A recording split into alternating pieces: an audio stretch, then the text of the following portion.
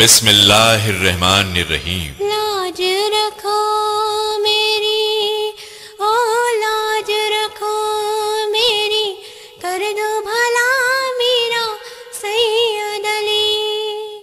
آپ کے سامنے پہلی بار مانڈو گڑھ کی جنگ پیش کرتے ہیں۔ دنیا میں جب کبھی بھی کوئی ظالم انسانیت کا دشمن، اپنی طاقت پر گھمنڈ کرنے والا، عام انسانوں کو تکلیف دینے والا، خدائی کا دعویٰ کرنے والا جس دور میں پیدا ہوا، اس کو مٹانے کے لیے اللہ تعالی نے کسی نہ کسی نبی کو بھیجا۔ نبی کریم مصطفیٰ صلی اللہ تعالی علیہ وسلم نے اپنے زمانے میں کئی ظالموں کو اور انسانیت کے دشمنوں کو مٹا ڈالا، خدا کی پہچان بنائی اور ان کے اصولوں پر چلنا سکھایا۔ نبیوں کے دور کے بعد بھی دنیا میں کہیں نہ کہیں ظالموں کا ظلم جب حد سے زیادہ بڑھ جاتا ہے تو اس دور میں اللہ تعالی کوئی نہ کوئی بزرگ آنے دین ولی اللہ کو اس ظالم کو مٹانے کے لیے بھیجتا ہے۔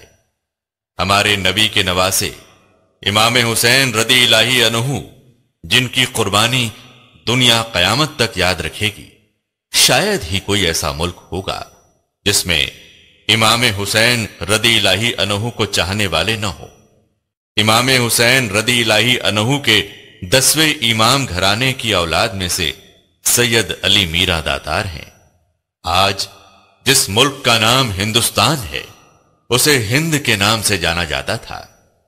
جب کوئی ظالم بادشاہ ہوا تب اللہ تعالی نے ولی اللہ کو مسیحا بنا کر بھیجا۔ اس سی ڈی میں سید علی میرا داتار کے جیون کی سچی داستان کو آپ سبھی لوگوں تک پہنچانے کا پریاس کیا گیا ہے۔ داتار کا گھرانہ حسینی گھرانہ ہے۔ آپ کی پیدائش چاند رات کی ہے۔ آپ کی شہادت محرم 29 چاند رات کی ہے۔ رمضان عید کے دن آپ کی مزار پر عرس ہوتا ہے۔ آپ کی پیدائش کا دن بہت ہی شان سے مناتے ہیں۔ آپ احمد آباد کے خانپور سید باڑہ میں پیدا ہوئے۔ آپ کی شہادت محرم کی 29 تاریخ کو ہوئی۔ اس دن آپ کا عرس مبارک ہوتا ہے۔ سید علی کے دادا جان سید علم الدین اپنے والد صاحب سید دارین علیہ کے ساتھ لکھنؤ ضلع کے کڑاہ گاؤں میں بخارا سے ہندوستان آئے۔ وہاں سے گجرات کے احمد آباد شہر میں آئے اور وہاں پر قطب عالم سے ملاقات ہوئی۔ اس زمانے میں احمد آباد کا بادشاہ احمد شاہ تھا۔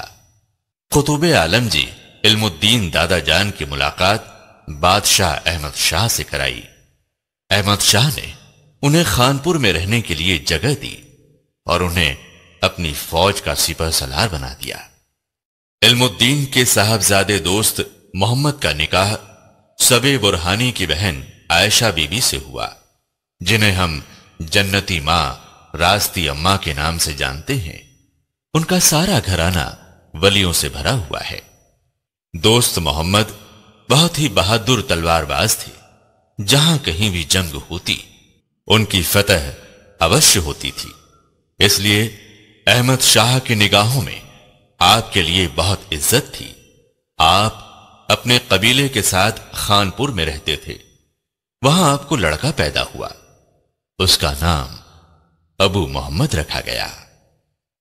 اس کے کچھ سالوں بعد رمضان عید کی چاند کے دن میرا سید علی داتار کی پیدائش ہوئی۔ آپ اتنے خوبصورت تھے کہ آپ کے چہرے سے نور برستا تھا۔ آپ پیدائش سے ہی ولی تھے۔ آپ 3 مہینے کے تھے تب احمد شاہ نے علم الدین سے کہا، پاٹن گاؤں میں اس کے آس پاس بھیل اور ڈاکوؤں نے بہت آتنک مچا رکھا ہے، اس لیے دوست محمد کو وہاں بھیجا گیا۔ دوست محمد پاٹن نگری گئے۔ اس وقت اناوا کا نام لیلا پور تھا۔ لیلا پور ہو کر پاٹن آنا جانا تھا، اس وجہ سے آپ نے لیلا پور میں رہنے کے لیے مکان بنوایا۔ بھیلوں اور ڈاکوؤں کو پکڑ کر احمد آباد بھیجا گیا۔ اس دوران میواسن پر چڑھائی کی۔ میواسن کا راجہ ہار گیا اور پورا قبیلہ یہاں آرام سے رہنے لگا۔ सैयद अली 9 महीने और 16 दिन के थे। तभी आपकी मां, जन्नती मां रास्ती अम्मा का विशाल हो गया। जुम्मा 16 रजब सन 880 हिजरी सैयद अली की देखरेख दौलत बीबी उर्फ दामा अम्मा और दादी अम्मा ने की। सैयद अली की करामात बचपने में ही जाहिर हो गई थी। आप छोटे थे, आप दूध पीने के लिए रोने लगे।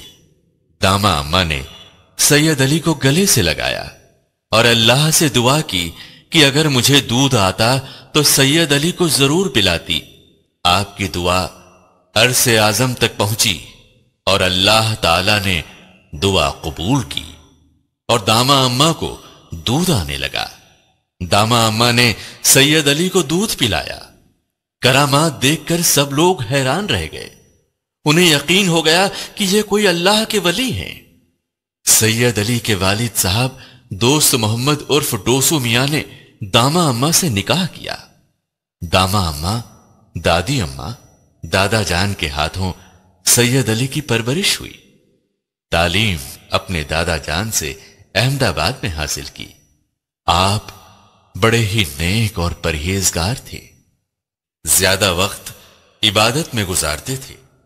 उस जमाने में कोई भी तकलीफ वाला उनके पास आता तो आप खुदा से दुआ करते, दुआ कबूल हो जाती, तकलीफ दूर हो जाती।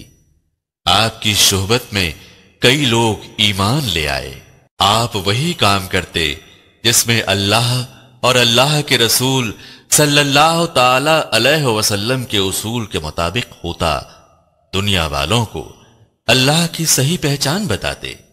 इमाम हुसैन रद्दी इलाही अनहु को आप बहुत चाहते थे। आपके दिल में भी ये जज्बा था कि मुझे भी शहादत हो, मैं भी अल्लाह की राह में शहीद हो जाऊं। जहां भी आप जाते, आपके अखलाक देखकर लोग नसीहत हासिल करते। आपकी पूरी जिंदगी राह खुदा में गुजरी। अहमद शाह का बेटा महमूद बैगड़ा गद्दी पर बैठा। महमूद बैगड़ा बहुत बहादुर था। उसने कई किले फतह किए, कई गढ़ फतह किए। इस वजह से बैगड़ा के नाम से मशहूर हुआ। उस वक्त दिल्ली की गद्दी पर मोहम्मद लोधी बादशाह की हुकूमत थी। एक शख्स मोहम्मद लोधी के दरबार में फरियाद लेकर पहुंचा। उसने बादशाह की खिदमत में अर्ज किया, जहां पनाह मध्य प्रदेश के धार जिले में मांडवगढ़ है, 70 किलोमीटर की हद में बसा हुआ है। मांडवगढ़ जिसमें 12 छोटे छोटे गांव हैं, उसमें मांडवगढ़ के राजा मेहंदी की हुकूमत है। राजा मेहंदी बहुत ही खूंखार, जालिम, क्रूर और इंसानियत का दुश्मन जादूगर है। वो किसी मजहब को नहीं मानता। उसने अपने महल में एक 24 फुट का देव बना रखा है। उसका रोजाना उसूल है कि एक इंसान का कत्ल करके उसके खून का तिलक उस देव पर लगाता है और अपने माथे पर भी खून का तिलक लगाता है। हर दिन उसको एक इंसान की बलि चढ़ाना उसका उसूल है। उसने अपने कैद खाने में कई इंसानों को बंदी बनाकर रखा है। उसके पास बड़े तांत्रिक और जादूगर हैं। उसके किले पर जो भी बादशाह लड़ाई करने चढ़ाई करता है तो उसे हार का मुंह देखना पड़ता है। उस जादूगर के जुल्म से दूर दूर के लोग परेशान हैं। उस शख्स ने मांडवगढ़ की सारी दास्तान बादशाह मोहम्मद लोधी को सुनाई। मोहम्मद लोधी ने उस शख्स को कहा, इस वक्त अहमदाबाद की गद्दी पर महमूद बैगड़ा का नाम एक बादशाह है। वो बहुत बहादुर है। उसने कई जगह फतेह हासिल की है। उसके नाम खत लिख देता हूं, उसे दे देना। मोहम्मद लोधी ने उस शख्स को खत लिख कर दिया। उस खत में मांडवगढ़ के तमाम हालात बयान किए गए। मांडवगढ़ पर चढ़ाई करने के लिए भी लिख दिया। उस शख्स ने अहमदाबाद जाकर महमूद बैगड़ा को खत दिया। खत पढ़ने के बाद महमूद बैगड़ा को बहुत गुस्सा आया। उसने मांडवगढ़ पर चढ़ाई करने की तैयारी की। दोस्त मोहम्मद को संदेश भेजा कि 250 घोड़े लेकर आप यहां आ जाओ। دوست محمد بھی اناوا سے احمد آباد آ کر محمود بیگڑا سے ملے۔ 12,000 سپاہی مانڈو گڑھ کی چڑھائی کرنے کے لیے روانہ ہوئے۔ محمود بیگڑا کی فوج مدھیہ پردیش کے دھار ضلع کے قریب پہنچی، ادھر پڑاؤ ڈالا۔ جب مانڈو گڑھ پر چڑھائی کی تو پورے مانڈو گڑھ میں ایک ہلچل سی مچ گئی۔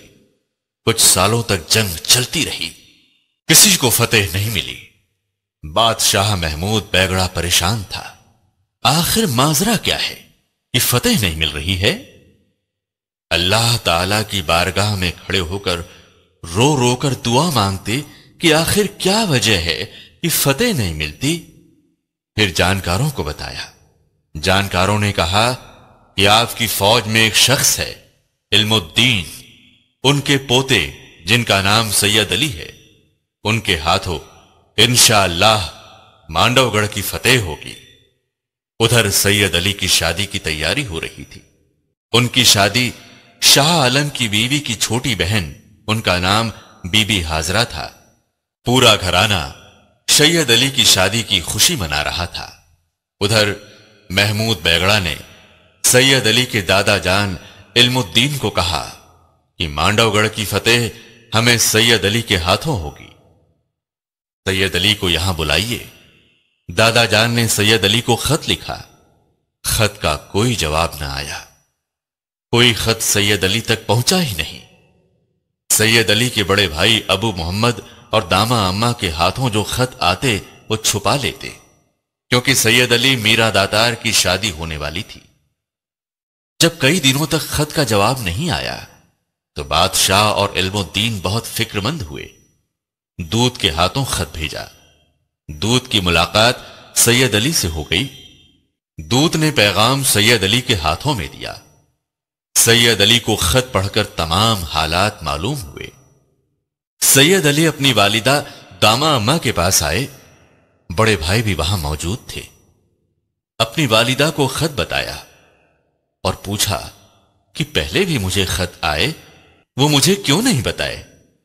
دادا جان نے مجھے بلایا ہے، مانڈو گڑھ میں جو کچھ سالوں سے جنگ ہو رہی ہے اس کی فتح انشاءاللہ ہمارے ہاتھوں سے ہوگی۔ امی جان آپ ہمیں جانے کی اجازت دے دیجئے۔ داما اماں نے کہا، میرے پیارے بیٹے، تمہاری شادی ہونے والی ہے، اس لیے میں نے تمہارے سارے خط چھپا دیے۔ سید علی نے کہا، میں نبی کے آڑ میں سے ہوں، آپ مجھے خوشی سے رخصت کیجئے کہ میں دین اور ایمان کی حفاظت کر سکوں۔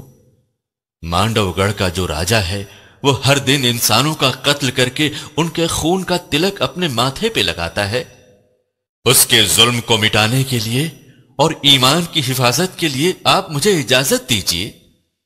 داما اماں نے کہا، جب یہی خدا کی مرضی ہے تو میں آپ کو جانے کی اجازت دیتی ہوں اور اپنا دودھ بھی معاف کرتی ہوں۔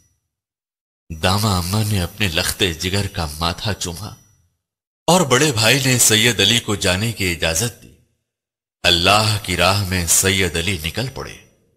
اناوا تالاب کے پاس آ کر آپ نے مسواک کیا، وضو بنایا اور نماز پڑھی۔ جس جگہ آپ نے نماز پڑھی اسی جگہ آپ نے مسواک گاڑ دیا۔ آپ نے دل میں سوچا، اگر میں راہ للہ میں شہید ہو جاؤں تو اس جگہ مجھے دفنایا جائے۔ اناوا سے نماز پڑھنے کے بعد آپ مانڈو گڑھ کے لیے روانہ ہوئے۔ وہاں جا کر اپنے دادا جان سے ملے۔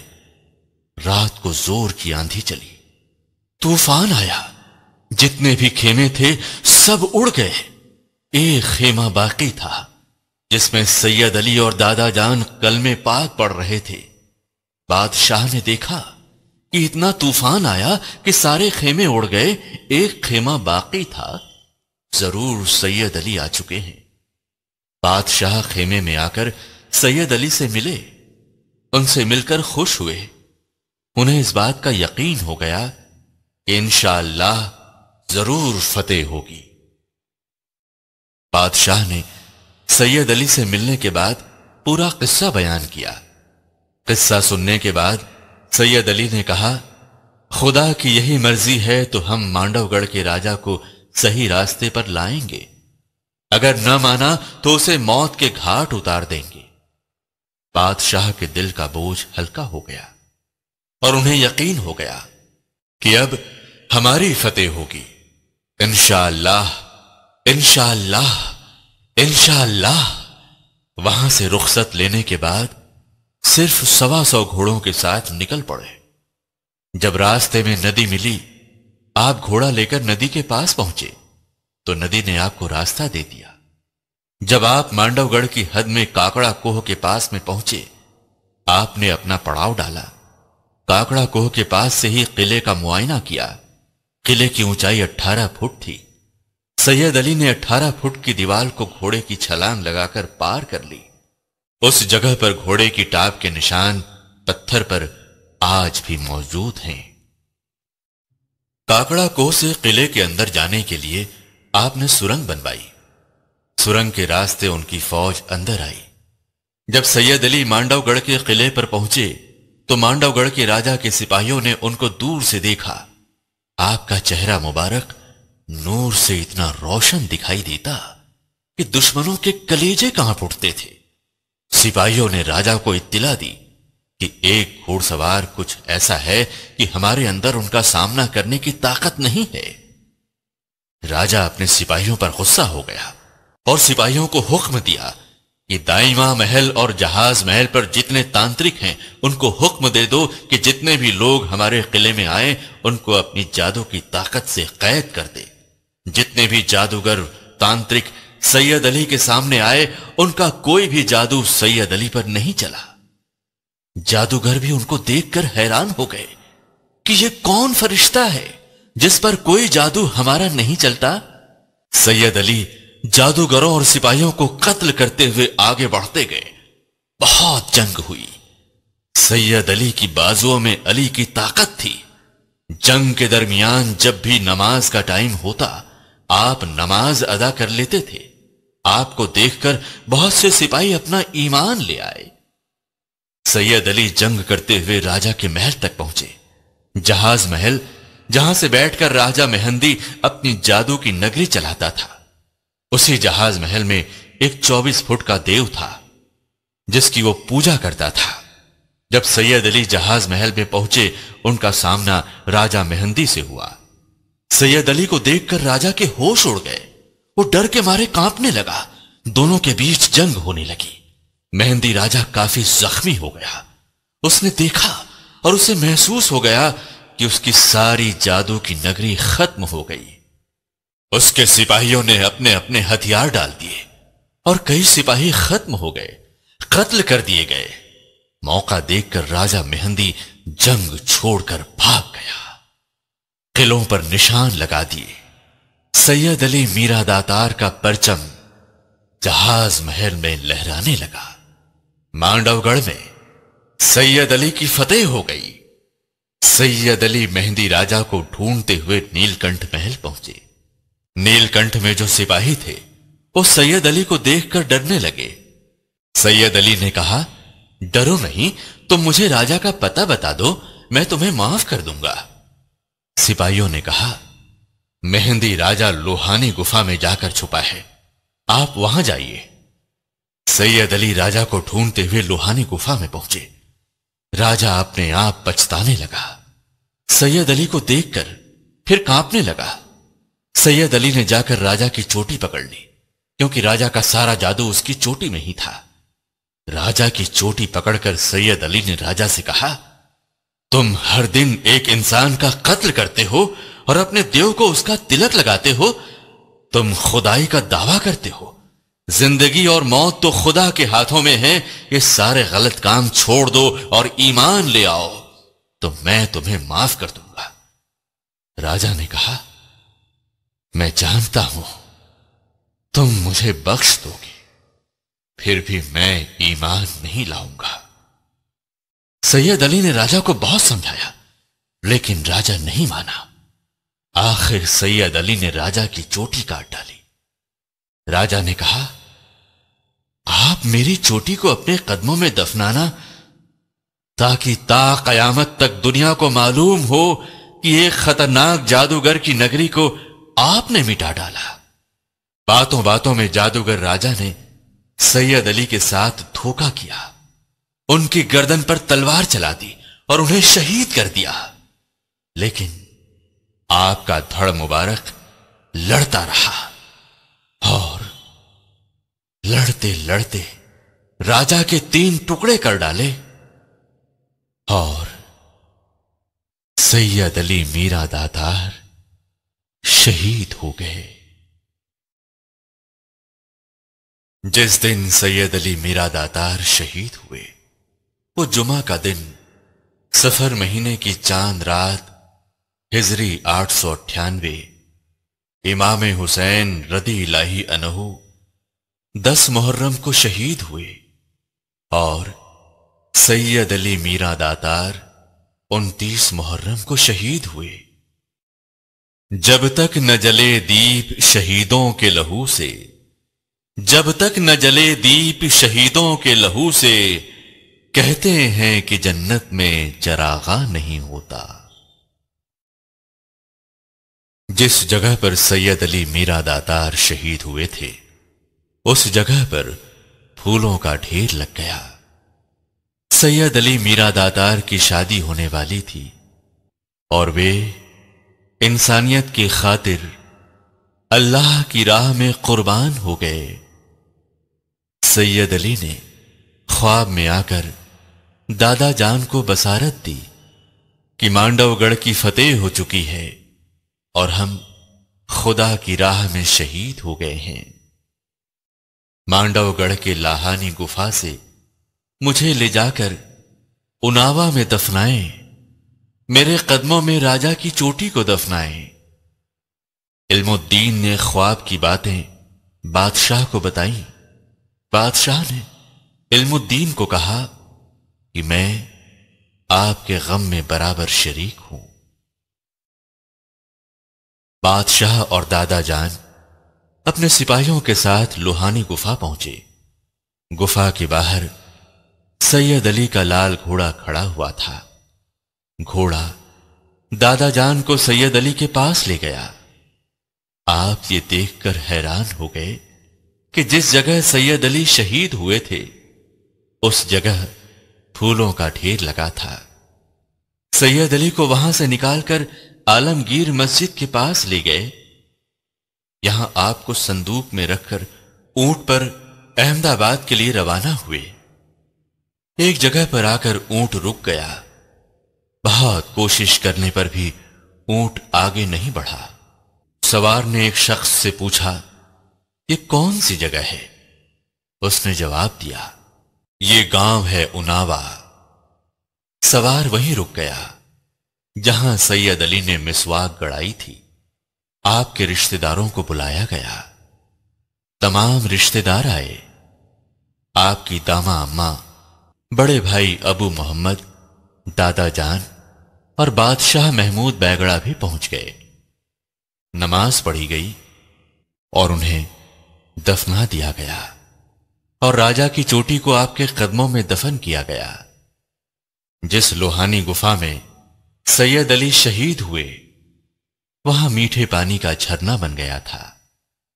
आज भी वहां झरना बहता है, लेकिन ये कोई नहीं बता सकता कि पानी कहां से आता है।